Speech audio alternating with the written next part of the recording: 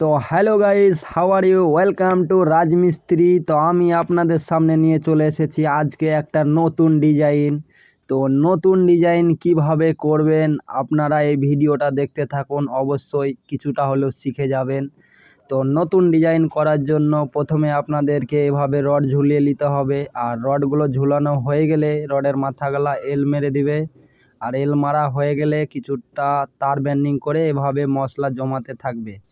আর মশলা জমানো হয়ে গেলে আবারও তার বেন্ডিং করে দিবে ভালোভাবে, জানে ভবিষ্যতে না ফেটে যায় জিনিসটা। তো তার বেন্ডিংয়ের কাজ শেষ হয়ে গেলেই ওপরে আমরা পাইপ বিটটা জমাবো। প্রথমে আমরা পাইপ বিট জমাবো 1.5 ইঞ্চিটা। তো ফাইনালি আমাদের পাইপ বিট জমানো হয়ে গেছে। এবারে ঘোলা মেরে দিয়েছি ভালো করে, কারণ আবারও পাইপ বিট জমাতে হবে তার জন্য। তো ঘোলা মারা আমাদের ফাইনালি কমপ্লিট হয়ে গেছে।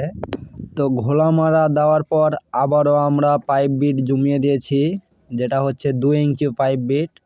তো পাইপ বিটের ফিনিশিংটা দিতে বাকি আছে, আর নিচে যে গোলগুলো হবে ওগুলো বাকি আছে।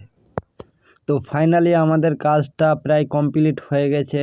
আর কাজটা কেমন হয়েছে বা কেমন লাগছে আপনারা অবশ্যই কমেন্ট করে বলবেন।